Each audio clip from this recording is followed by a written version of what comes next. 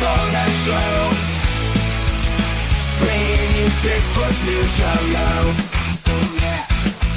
Squatching in the woods, catching all the clues. Oh yeah. Digging deep to bring you all the news. From sightings to footprints, it's all in the light.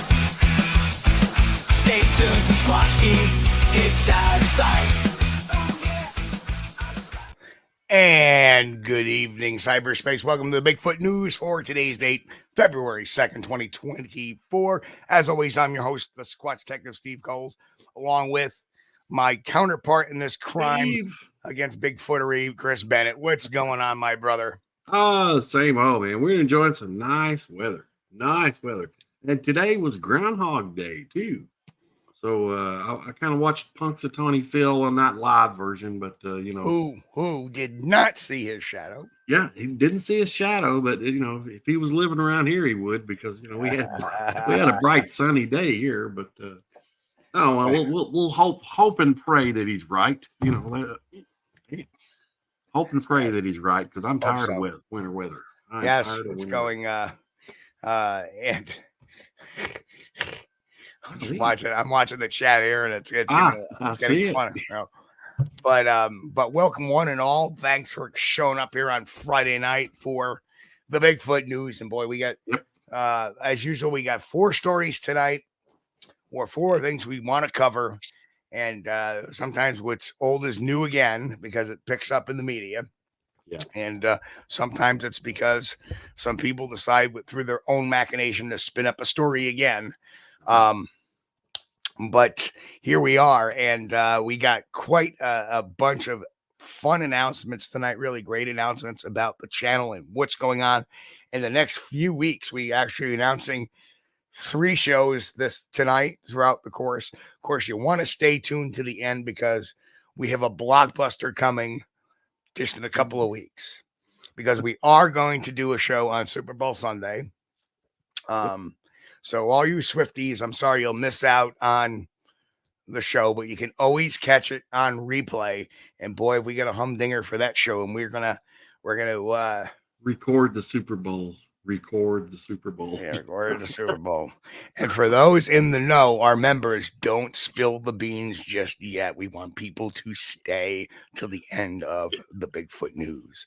So, but anyway, if you're new around here, as my buddy Dame Drop says, if you're new around here, stay true around here, hit that thumbs up button, subscribe if you haven't subscribed, because we bring you all kinds of content throughout the week. We bring you the news on Friday nights. We bring you the live show on Sunday nights, where we do interviews, and we do midweek drops of long form videos analyzing some of the Bigfoot evidence that's out there. And of course, lately, what we've been doing for our short runs, which usually are at the end of the week, usually on Thursday, we've been doing what I call Monkey Mania, which is just kind of a funny way to show you how smart primates can be in a very funny and fun way. So stay tuned for all that. That's seems to be the jive that's making this channel work quite a bit. So, and for anybody that, like I said, you're new subscriber, welcome.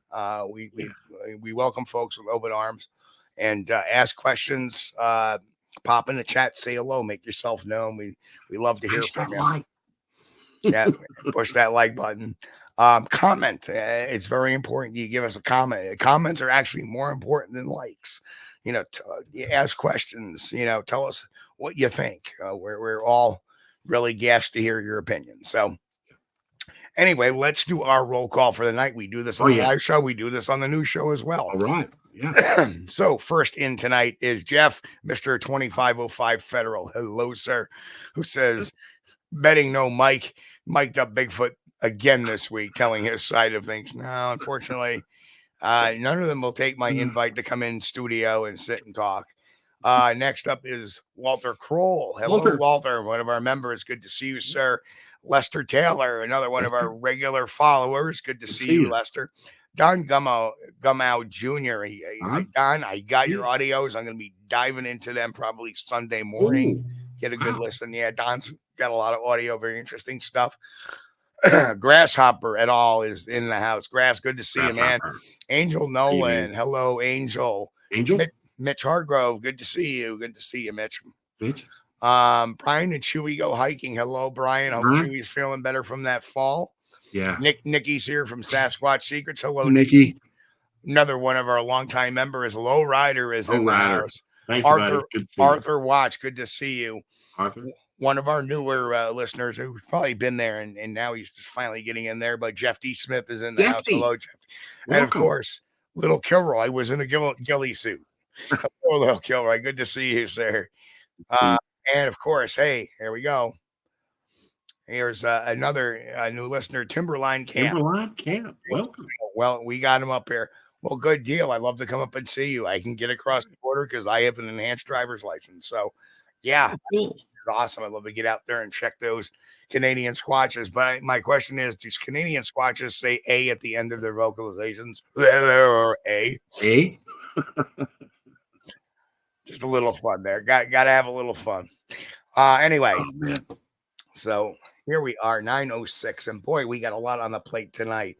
So the first up is who is going to be on Squatch-D TV this week. Right. And here we are. This Sunday night, we're going to have one of the first our first long-term co-host was Billy Willard. Was on from, I think, 2006 or 2007 through 2008. So about 3 years he was sitting in the seat.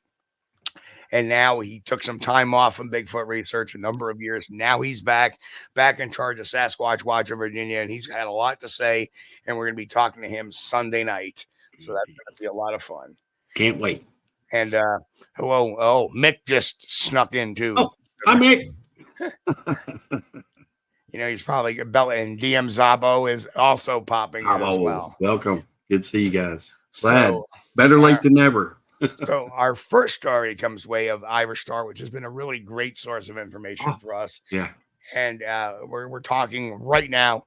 The conversation is going to go, pardon the expression, the conversation is going to go real shitty here in a minute because we're talking about alleged Bigfoot turds found by a woman who thinks she may have found Sasquatch evidence.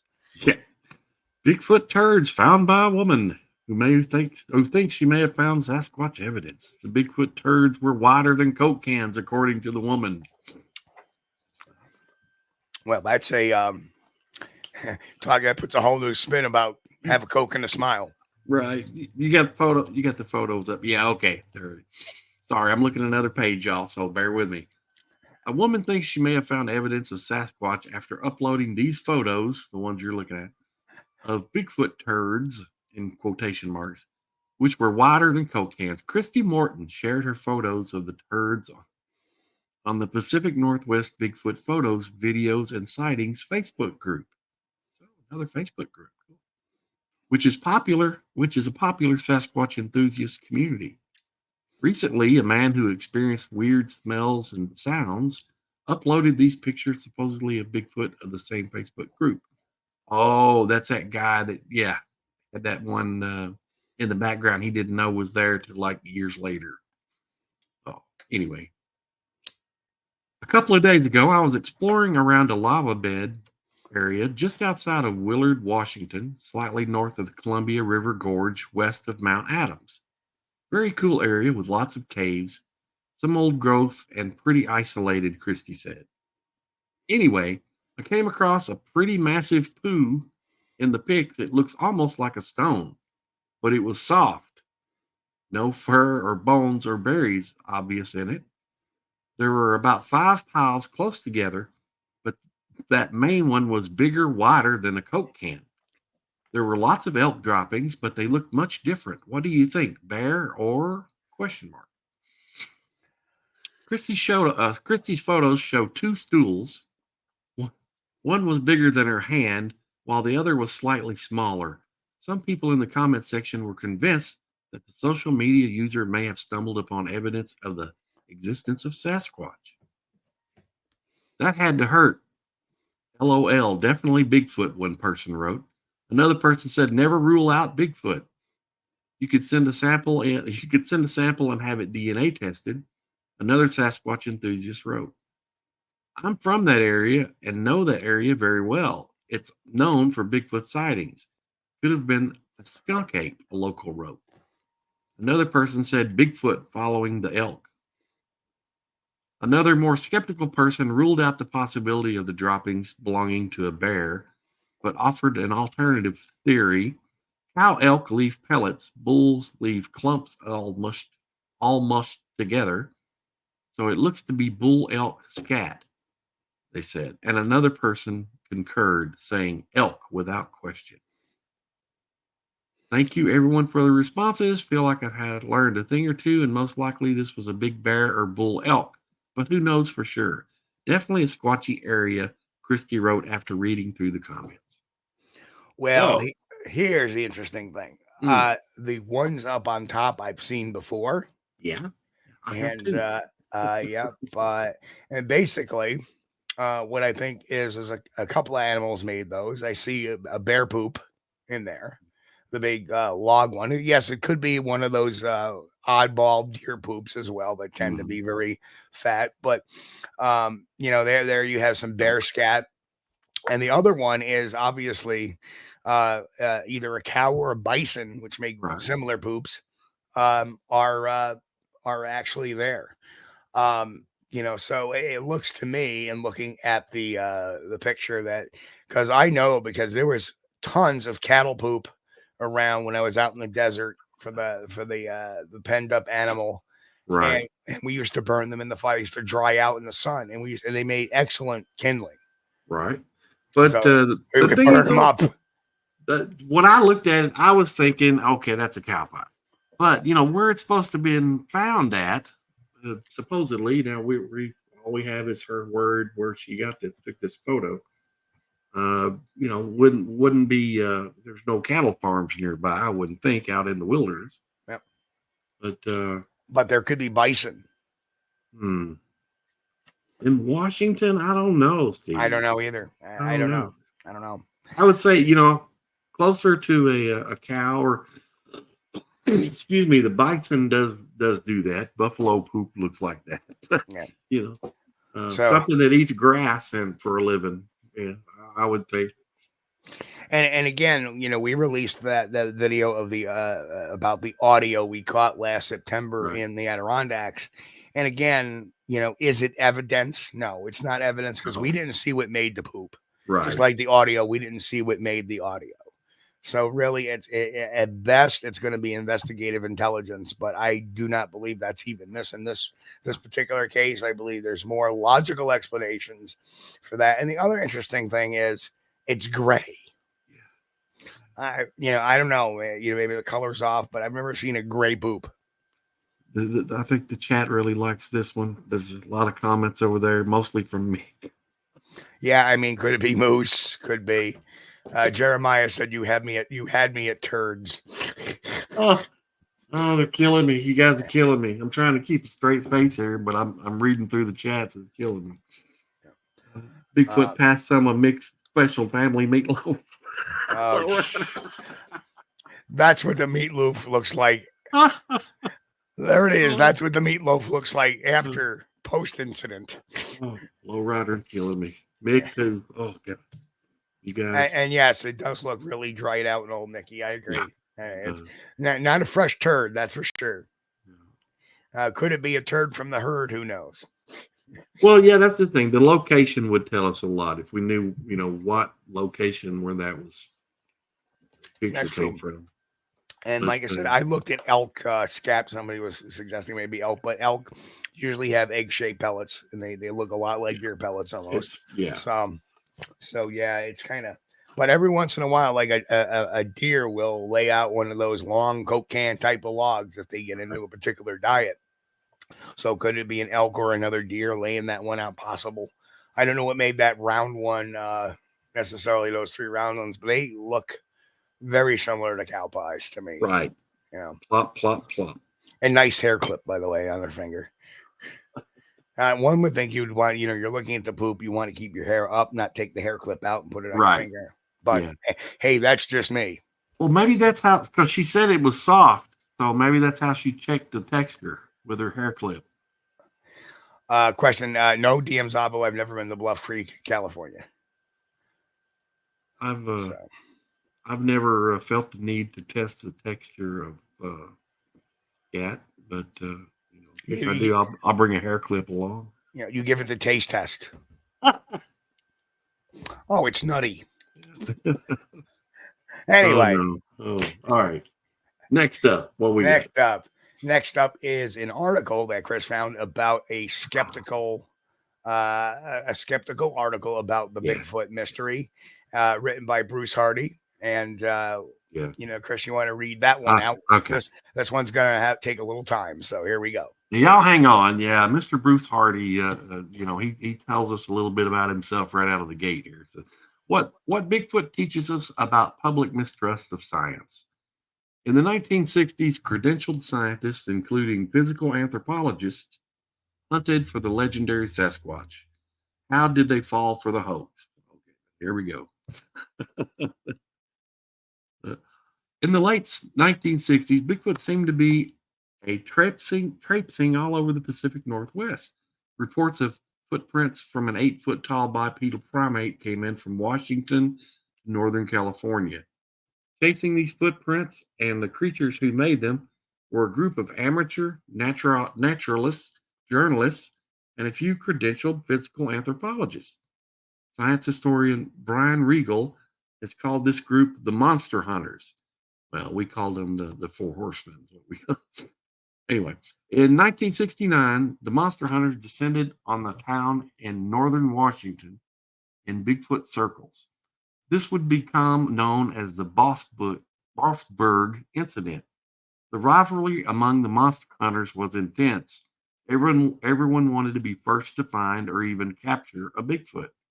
But they also didn't want to fall for a hoax.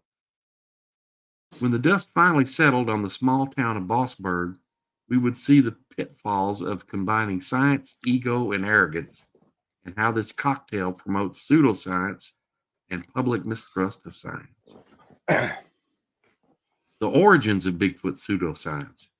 After some early accounts and sightings, the 20th century Bigfoot frenzy erupted when a set of footprints were found on a construction site managed by Ray Wallace near Bluff Creek, California, in 1958.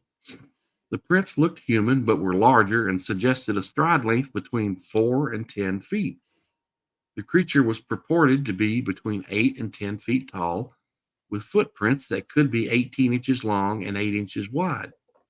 For reference, my foot that fits a U.S. size 12 shoe measures 9.5 inches long and 4 inches wide. Your shoes are too big, buddy. Anyway, over the course of several weeks, more footprints surfaced near Bluff Creek.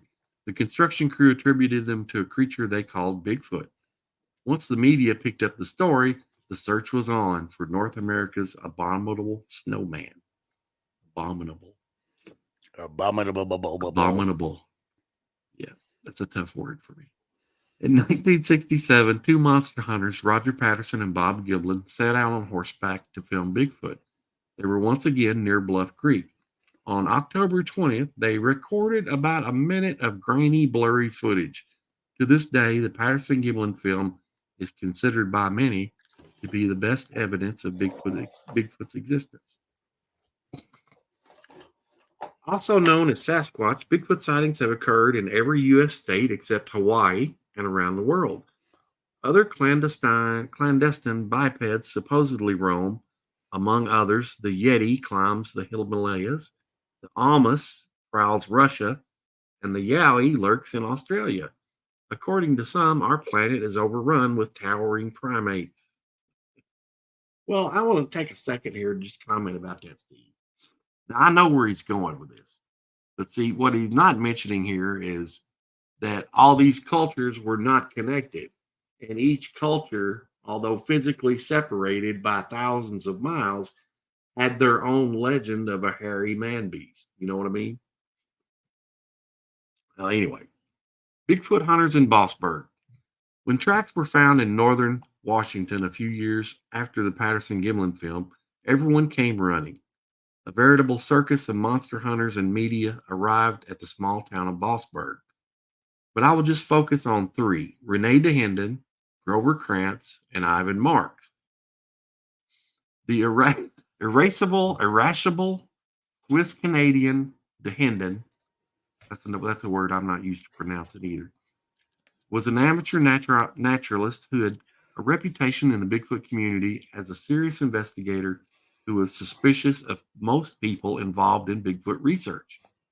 A physical anthropologist at Washington State University, Krantz saw himself as bringing real scientific training and acumen to the search for this anomalous primate. Marks, a trapper, and cougar breeder, I didn't know that. Among other things. Yeah. I didn't know that about the cougars. Anyway, had been involved in Bigfoot investigations since the early 1960s. In November 1969, following up on local rumors, Marks located footprints near the dump and alerted fellow monster hunters that he had found Bigfoot. Dahinden joined Marks a few weeks later, and the two went searching for more tracks. On December 13th, they checked an area where they had left meat out as bait. Marks got out of the car but returned almost immediately, having found footprints in the snow. This trackway comprised 1,089 prints. When Krantz finally arrived, most of the tracks had melted or been trampled on, but a few were preserved under cardboard and newspaper. These would convince Krantz that Bigfoot was real. Evidence or hoax? The left foot, like most alleged Bigfoot prints, was about 17 inches long and 7 inches wide. The right foot, however, has curved toes and bulges on the side. As a physical anthropologist trained in anatomy, Krantz believed that the right print's abnormality was due to a traumatic injury, which led to a deformity in the foot and a severe limp. He said if someone faked these footprints with all the subtle hints of anatomy design, he had to be a real genius, an expert at anatomy, very inventive, an original thinker. He had to outclass me in those areas, and I don't think anyone outclasses me in those areas, at least not since Leonardo da Vinci. Grover thought a lot of himself. So I'd say such a person is impossible, therefore the tracks are real. These became known as the Cripplefoot tracks, and I think we've all seen them. The Bossburg Cripplefoot. Yeah. Unlike Krantz, Dahinden had seen the entire trackway. It started at a river, crossed a railway, road, and fence several times, and ended back at the same river. It was an odd path. Marks also conveniently found Bigfoot evidence at will. Dahinden said of Marks, it seemed that every time he called, Marks had found something. A handprint here, a footprint there, always something to keep the trail warm. A few weeks later, Marks claimed to have filmed the creature. When others viewed the video, some thought it was obviously faked. Evidence surfaced that Marks had recently bought scraps of fur in a neighboring town. Dahinden strongly suspected that Marks also hoaxed the Cripplefoot tracks, but Krantz refused to accept that they were not real. Slim chances for big biped. What are the chances an 8-foot-tall bipedal primate lives in North America? From an ecological perspective, slim. Large-bodied animals eat a lot, and then produce mounds of poop. Surely hikers and naturalists would have encountered Bigfoot droppings then, right? Not to my knowledge. Moreover, no one has ever found bones, roadkill, or other remains from a dead Bigfoot. What does this episode tell us about public mistrust of science? Science purports to be a systematic way of gaining reliable knowledge about the world around us. Science's authority comes from the fact that it relies on evidence which can be checked by others to ensure reliability. Done properly, science is self-correcting. However, the scientific process can break down if individual scientists see themselves rather than the evidence as the source of authority. Then the evidence becomes secondary or worse, unimportant. Ooh.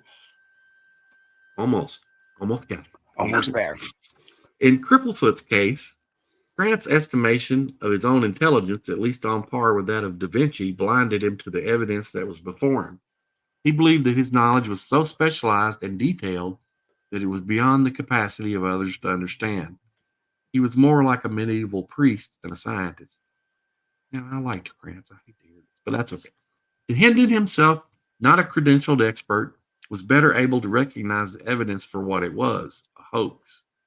The amateur Dahinden acted more scientifically than the PhD-holding scientist Krantz.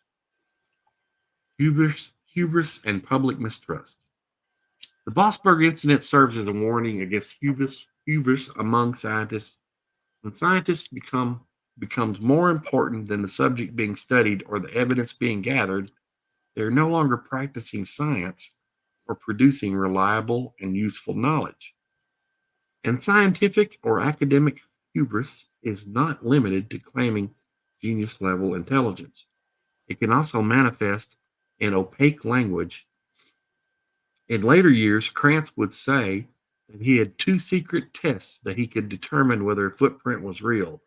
He never revealed them. Ultimately, not even the other monster hunters trusted him. And Well, let me turn some of the stuff he's saying around. I'm gonna get a drink. Yeah. First of all, the public mistrust of science is not because a scientist may feel particularly strong on one piece of evidence. Right. Not at all. Where they distrust science is exactly right. When their own hubris takes over and says Bigfoot does not exist because there's zero evidence and eliminates all the track evidence. Right. There's zero evidence and they eliminate all the sightings. See, this is gaslighting. Right. He's using our own arguments against us in this particular instance. And he's not looking at it from our perspective, saying, hey, you know what? You're right that most scientists, and I can name dozens that said, oh, there's not enough food in the forest. There is not enough food in the forest for you know, I had, what's it? What was her name? Well, hold on. The anthropologist that said, Philip Stevens, who said there's no evidence that supports that North America can support a large primate when Homo sapiens have been living here for thousands of years, right? Yeah. Like the ecologist from New York State NCON, who said on my show, and I forget his name, who said, oh, if these things are real, people would be seeing them. You shithead, they are seeing them. You see, that's their own hubris.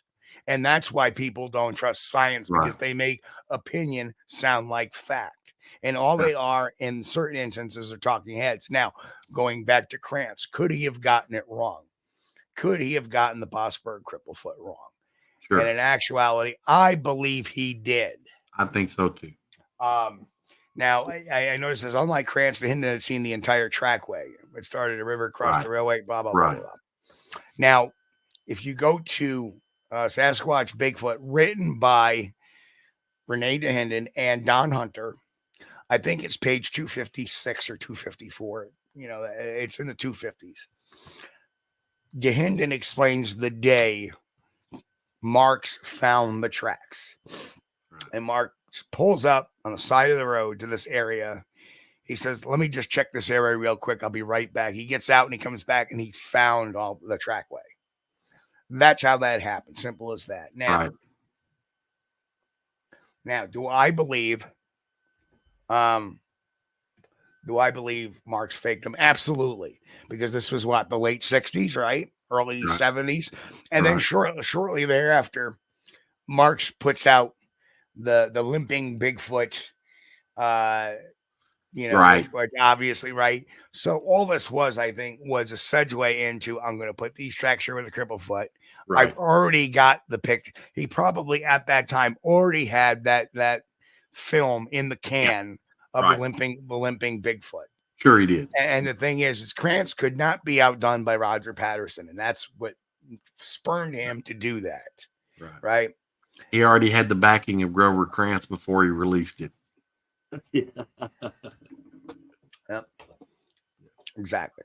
But at that time, nobody knew that Marks was a hoaxer.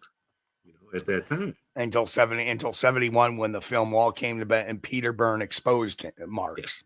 Well, I think Dahinden, by studying the trackway, knew, but wasn't saying, I don't think Dahinden trusted Marks whatsoever. I think he did for a while until that video came out, because Right. why would he be in the car with him? Right. Right. And I think once the video came out, then Dahinden got very highly skeptical of the whole thing. Right. Whereas Grover Krantz did not, because let's face it, there was an anthropologist in Vermont, not Dr. Warren Cook, that was taken in by Marks and said, God, he's such a nice guy. I don't see him doing this kind of thing. That's the con in comment. Con stands for confidence. And I really think in this particular instance that that this was just a series of events. All right. Now one could say, hey, the Cripplefoot, what came first, the Cripplefoot or the video, or the movie of the Cripplefoot? What came first? Who knows? We don't know at this point. We never will. But it's my contention that probably the film was made, put in the can, and now Marks was waiting for that opportunity to get these guys on board via the Cripplefoot tracks. Exactly. Yeah. That makes more sense to me. But in Grover Krantz's defense, because I really liked Grover Krantz. Okay, we're talking somebody. He's a PhD in the '60s, physical anthropologist, and the dude knew his stuff on footprints. But I think he went on to it a little bit deeper, so deep that he kind of fooled himself. Right. Now, Mick says, I have to disagree with you, Stephen, Chris, Grant, some of them agree that Marks would have been more well-versed. That's possible, but let's say the Cripplefoot tracks are legitimate. Okay, who found them? Ivan Marks. Right. For many, many years in the Bigfoot field, Renee Dahinden was given the credit for it. And then, eventually Renee was like, no, it was Ivan Marks who found them, because he didn't believe Ivan Marks, who was there, did not believe they were real. And he was the only one, aside from Marks, to see the actual trackway. So understand, we have a first-person witness that we can trust, Renee Dahinden, to say, hey, these things weren't real. Right? So that's my take on it. And the other thing, too, is let's look at it this way. If Rick Dyer came out today and showed everybody a Bigfoot video, it could be real. Couldn't it? Could happen. But the problem is Marks tainted himself, which means it taints anything he ever brought forward going back. And that brings us to current events, the whole scandal at the WWE with the stepping down of Vince McMahon and the allegations of sex trafficking and stuff like that. Anything he did in the background now is just tainted by that. And the same goes with Ivan Marks. Because of that, because of the video he tried to sell to, I think Green or Peter Byrne rather, he tried to sell to Peter Byrne, because it's such a obvious fake in a person in a costume. What does it do with the rest of the evidence he found? What does it do with the rest of the stories he's told? It throws them in the garbage. Yeah. So unfortunately, scientists can be blind to that, but investigators are not. So, in his day, at the time, it doesn't matter if they're legitimate or not. It's a moot point, because they were found by Marks, and that's where I stand on that. Is that I believe they were fake, because given the track record of Marks, but even if they're not, because certainly I'm no anthropologist or foot anatomist like Dr. Meldrum, and we'll have more on that, I'm sure, in a while. But well, we had actually looked at the footprint that was cast. That was the Cripplefoot track, and those were cast in the snow. And we got actually a look at that, and I don't know, Steve had the photo, but he may have lost it on the when his backup hard drive died, as they do. But we looked at that photo in great detail, and I'll tell you what, it didn't look like a picture, in my opinion. Looked like a boot track that had been messed with. Right. it is what it is what it is. You can't. That's the bottom line. Unfortunately, Right. Don't know. as an investigator, I would be suspect of it, not based on any physical attribute, but based on the history of it. So you have to no, as an investigator, no, you have to. I know you're not prone to painting with such a wide brush, but you have to. You have to, because you know what's going to end up happening is, for example, let me give you a good point. This article, this guy had plenty of opportunity to talk about Jerry Crew and the fact that Ray Wallace had some involvement in, let's not forget, the Stompers, even though they look like nothing like the tracks. He avoided that conversation. How about the Bob Hieronymus claims and the Philip Morris claims with the Patterson Gimlin film? He ignored that argument. And it's too muddled in both of those cases, and the evidence doesn't really point to that being there. But when you come to this Marks things, you cannot escape it. That Marks was a hoaxer. We know that. He was the protege, or rather, he was the mentor of Tom Biscardi. Right. Let's not forget that too. Right. That might be new information for some of our listeners. Right. He was the mentor of Tom Biscardi. Right. He was the one Tom Biscardi went to first. Right. So let's, I would say you have to be suspicious. You cannot use think about that. Right. It would get, if you brought that kind of evidence to court, it would get thrown out because of the guy's history. It just would not. Sorry, we can't use that evidence. This guy is too tainted. And that would be that. And the same goes with science. So as an investigator, I'd say, it's interesting. We can look at it as maybe intelligence. Oh, well, that's interesting. But unfortunately, it's not evidence because of the guy's history. Just saying. So it is what it is. That's the story behind the Cripplefoot. We know Ivan, and there's Ivan. If you look at the little picture up there, there's Ivan Marks displaying the Cripplefoot very proudly. Very proudly, I might add. And Grover, although he's gone now, he donated his bones and I think the bones of his favorite dog to, I think they're found are they in the Smithsonian, Steve? Yes. I can't remember. He originally donated his body to the Body Farm in Tennessee. And that to show that, and then his bones went to the Smithsonian afterwards. When I die, I'm donating my body to science fiction. But anyway.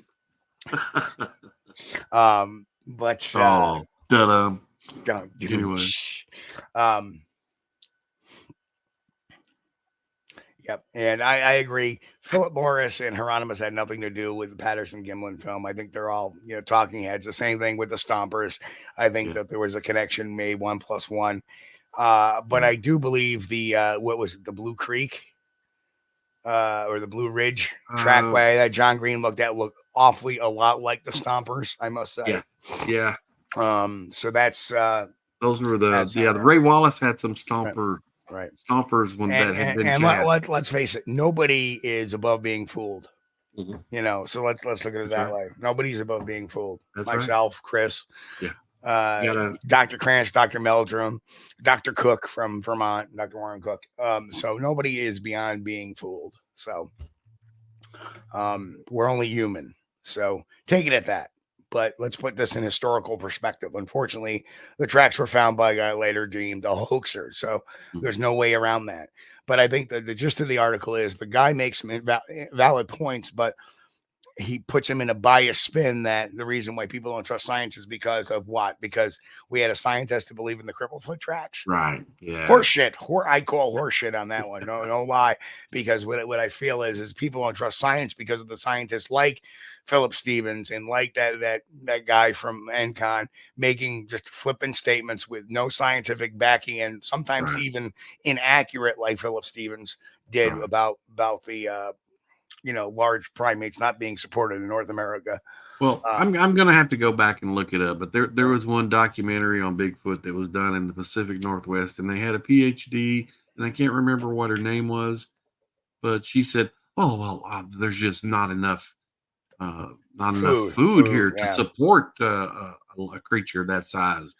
And we're in the Pacific Northwest with grizzly bears.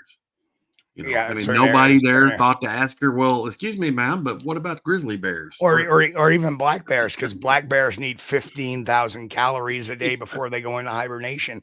Yeah. That's in New York, too. So there's not enough food. And there's not enough food to support a Bigfoot, but we got all kinds of grizzlies roaming around here. And we're going to be talking about bears in a minute, but let's get to this next story here.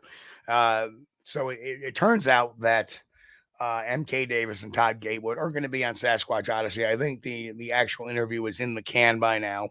We learned from our guest last week, C. Wayne Tuthero, that this was going to go happen because he does co-host the show. Yeah.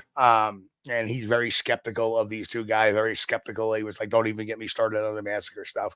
But it seems like Gatewood and Davis are trying to make a push to have the Bigfoot Massacre Revival Tour. And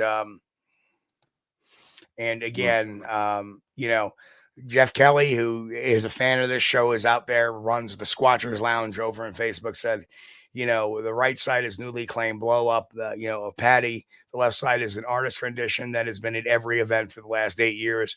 Why did Todd Gatewood use the left image as a base rather than the actual copy digital frame, which is readily available? It's true.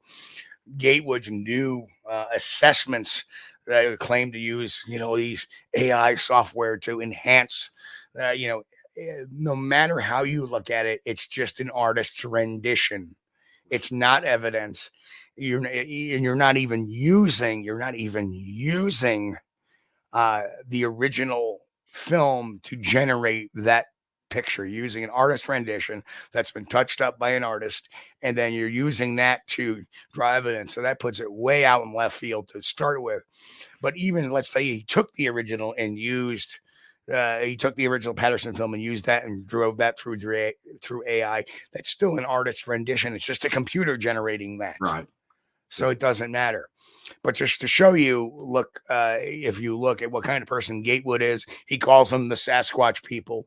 And there's, in one particular comment he made on Facebook, I remember him saying, oh, look at the film here. You can still see the red lines where the blood was running down Patty's leg.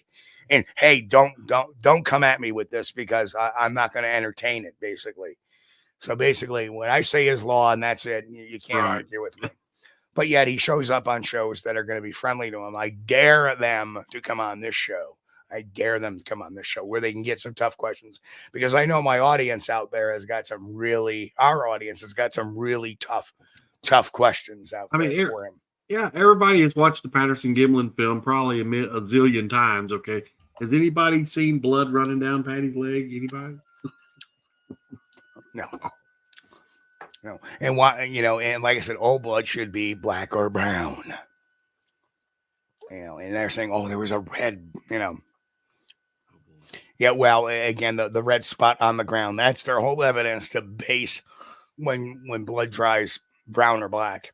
That's their whole basis of coming up with this grand conspiracy. And what people don't realize is that, okay, you think that's blood. Can you prove it? No.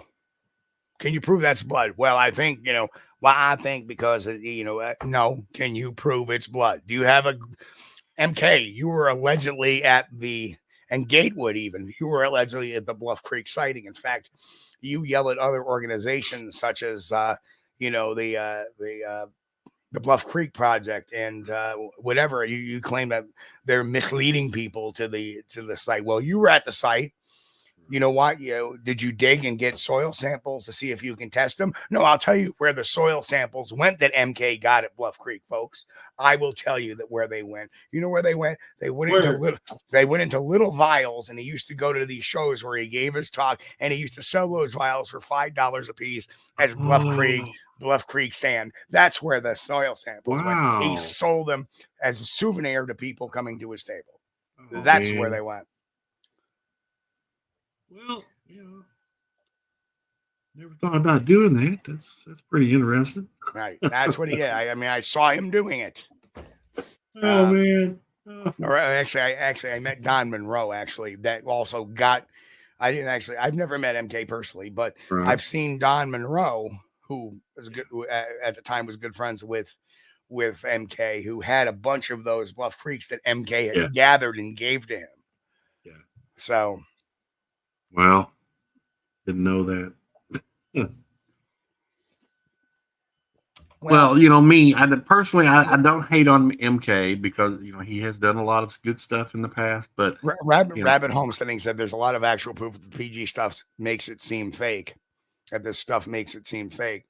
And watch. Again, when you have a story, here it is, and then you have the internet coming on there. There's a lot of misinformation going on. There's a lot of misnomers going on. So. They did a debunk, like tried to. There's been several different shows that tried to claim they debunked the Patterson Gimlin film. One of them they showed Bob Hieronymus walking, and they say, "Oh, look, doesn't his walk look awful familiar? Awful similar to Patty?" Yeah. Well, no. Bob was heel and toeing it, right, and Patty didn't heel and toe it. Right. But yeah, they still, entertainment. Okay. But, the truth is, we don't know. I don't know if the Patterson Gimlin film is real or not. Things I like about it, things I don't like about it. Right. Weren't there.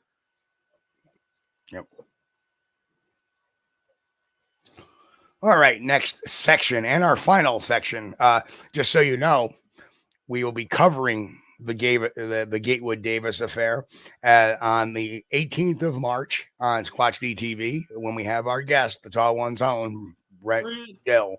So Brent will be over there. We'll be talking this whole Gatewood Davis because, as it turns out, Brent had quite a discussion on Messenger with Gatewood. Yeah. You don't want to miss this one. It's pretty interesting stuff, and to get Brent's take on it, very interesting and fascinating. So that'll be the show for the 18th. That'll be 2 weeks from today. 18th? Is that Bob Gimlin, or is that Roger Patterson on horseback there? I have no idea. All right, so we do have a update on the Bigfoot and bears, and the bears taking the census. That's right. So Andy McGrath, the cryptozoologist and author of Beast of the World, Hairy Humanoids, told the Daily Star that it is logical that so many sightings of Bigfoot-like creatures are spotted around the world are just misidentifications of varying species of bear. While acknowledging the possible conflation, McGrath said that bears are really quite different from the description some people made of Bigfoot. Therefore, the expert said that the physical difference between the two species is making it hard for such a misidentification to last for any more than a brief moment. So somebody sees a flash of something and said, "Oh, I saw a Bigfoot," could be a bear. But if somebody's sitting there having a 30-second encounter with one or a 20-second encounter with one, your mind's gonna pick up, well, that's a bear, right? That's the way the mind works. We've talked about that numbers of times. Standing bears have sloping shoulders, whereas Bigfoot is always described as being broad shoulders. Also, bears have prominent snouts and ears on top of their heads, whereas Bigfoot are invariably described as resembling an ape with a flat face. Witnesses have all described Bigfoot walking comfortably on two legs, using their man-like hands to grasp things like sticks or rocks, a feat that no bear could perform. It is still impossible to explain the way thousands of descriptive sightings and encounters. I can't read because for some reason they put this slide thing in front of the. It's still impossible to explain away the thousands of descriptive sightings and long encounters that people have had with these strange creatures around the world. Right. B. McGrath. Right.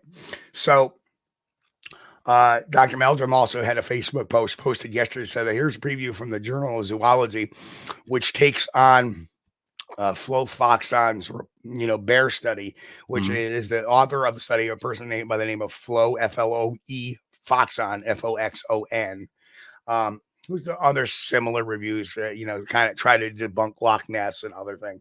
Right. Here's a preview from the Journal of Zoology. It provides some interesting data, but the superficial and biased scholarship outlined in the introduction casts the ultimate conclusion into considerable doubt. I'll get working on a series of commentary submissions for the RHI to offer additional perspectives on the methods and interpretation. In the meantime, once again, the correlation of bear habitat and distribution of Sasquatch reports appears to be confirmed. A useful observation in it itself, but I don't think so. We've talked about that before. That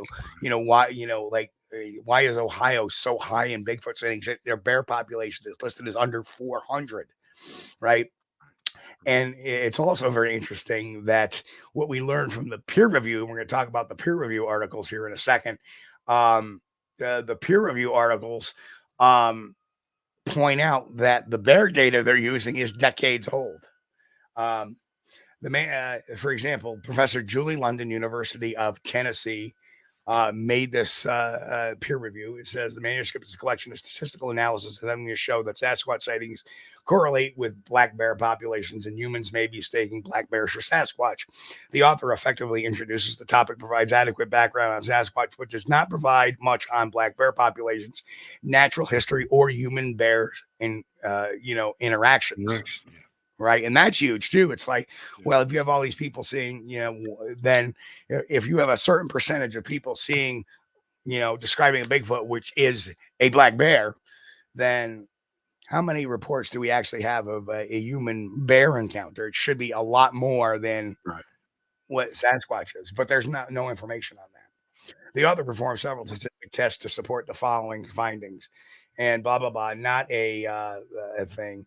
They said like the source was from 2007 and from 2001, thus this resource is outdated and suboptimal as black bear populations have changed over time. A more updated resource with more scientific methods and data collection would improve this manuscript, since having accurate as possible bear population estimates is very important to the goal of the study. The author notes that this briefly and the limitations. If the human population and Sasquatch sighting data matched up with the dates of bear population estimates, it would be more valuable, just outdated. But there are no date ranges of human or Sasquatch data provided in the manuscript. So in other words, he's using sightings from the 70s and he's using like 2000s, things to correlate those sightings in the 70s, right? Have bear population shifted in those particular areas. So in other words, if you're saying, well, we can see a direct ratio, which is the crux of this, well, you're using apples and comparing it to oranges basically now, because you're using these different time differences. Right. So the bottom line is the discussion is short and briefly brings up important points that can invalidate the study without much discussion or argument supporting the finding of this study. That's exactly what we've done on the show too. Is we've kind of invalidated with explain Florida, explain Mississippi, explain Alabama, explain Ohio, especially where they've all had Bigfoot sightings and they all have relatively very, very small bear populations. Right. I don't. The study goes on. Okay, next slide. So there was another study, another peer review done by Dr. Rahul Ravindran. And Ravindran goes in and actually lists, and Dr. Ravindran does a lot of ecological type of papers. So he's very keen on this stuff. And some of the stuff, he points out everything that's wrong on there. And, provide the fundamentals of ecological niche modeling. How can such a concept be adopted in this sort of study with a strong emphasis on the results, of a 2009 study would be helpful for readers. So there's a bunch of different little things in there. Lines 43 of the paragraph must be expanded and possibly include more information about black bear being misrecognized as Bigfoot sightings with references, if available, provide details. In other words, he's telling them basically, well, if you can prove it's a black bear that these people have seen, and that's why it says it must include more information about black bears being recognized as Bigfoot sighting with references. In other words, you have no evidence showing that a black bear is, a Bigfoot has been misidentified. It was actually a black bear. You have no evidence of that. So anyway, the end result in the decision is requires revisions. Major revisions are suggested. And this is a guy who writes papers on that particular niche. So very, very interesting. Yeah, and I think that's some Bigfoot sightings may have been mistaken identities. Somebody may have seen a bear and thought it was Bigfoot. Sure. Let's give him that. But all of them? No. Right. Yeah. No. Right. And I think that was Dr. Ravensbrand's point, was that, you know, Right. show us some references, you know. Right. If this is true, then show us the facts that, you know, Bigfoot has, you know, and one would say, okay, people have reported Bigfoot, and then all of a sudden there was a wild bear. There was a bear spotted in a neighborhood, right? Yeah. There's no correlations to that at all. So makes a great point as he sips his little cup of tea. Well, yeah, that bear study, man, it's just been front page news. All Sure of, has. when you do search of Bigfoot, it comes up, you know, bear, Yeah, Bigfoot, it's bear, getting maybe well, like bear. I said, what's old is new. It's an old study, Right. and now they're bringing it back. Well, anyway, that leads us to the big Easter egg of the night. Oh, do it. So, what are you guys doing Super Bowl Sunday? I tell you what you're doing is Super Bowl Sunday. We're going to have on Dr. Jeff Meldrum as our guest here on Squatch-D TV. So we can ask him about the bear study. We can ask him about the Bossburg Cripplefoot. We can ask him about a bunch of things. So, folks, get your questions ready. Get your popcorn, order filled out and have it delivered by February 11th, 9 p.m. Eastern, because that's when we're having Dr. Meldrum on. And he is back. He is, you know, feeling much better. And I'm glad to say he's coming on the show. So, Yeah. That's our big news for the night there. That's our big announcement for that, I should say. And, you know, I'm looking forward. Can't wait for this show. February the 11th. I'm stoked. All right, yep. So that's going to be awesome. Anyway, Chris, record the Super Bowl. Watch the show. and Don says, "Oh, nice, another Don on the show." Yes, yeah, but he uses his middle name for it, you know. But anyway, we're getting close to the time of getting out of here. So yeah, that's right. So everybody, Chris, we're in chat. Thanks, guys, for being here with us. We appreciate you. Chris, do your thing. We're thrilled and humbled by your presence with us, and we're honored to have you. The show wouldn't be possible without you. We appreciate you. If it's your first time watching, man, hit the like button, thump the subscribe button, you know, share. As Steve always says, sharing is caring. And make sure, you know, tune in Sunday nights, 9 p.m. Eastern. We'll be back for the 2-hour show. And we do the Bigfoot news, of course, on Friday nights at 9 Eastern. So I'm done, Steve. And like I said, you know, using the cliche of my buddy Dame Drops, if you're new around here, stay true around here, hit that thumbs up, leave us a comment, lock it in with a thumbs up, hit that subscribe button, hit that notification bell. And, you know, we have the greatest audience out there. We love you guys. We thank you guys. Thank you to all our page members. If you're not a member of the Squatch-D TV membership page, you know what? I just dropped this week the entire unedited video that has the audio in it. And there's much more coming as well. I've confirmed with Alex. He's going to send me some of the thermal clips that he had taken just previous to that audio. So I'm looking to get my hands on those real quick too. So that'll be coming for the members, at least at first. So anyway, folks, we'll catch you here Sunday night, of course, with our guest. Sunday night will be Billy Willard from Sasquatch Watcher, Virginia. Billy is back. Yes, his podcast is coming back too, and we'll be talking about that as well. But anyway, folks, on behalf of everybody here, we'll see you in a couple of days. In the meantime, stay safe, God bless, and of course, keep on squatching, folks. We'll catch you here Sunday night, 9 p.m. Eastern, right here on Squatch-D TV. Catch you all in a bit. Good night. Ready? Here we go.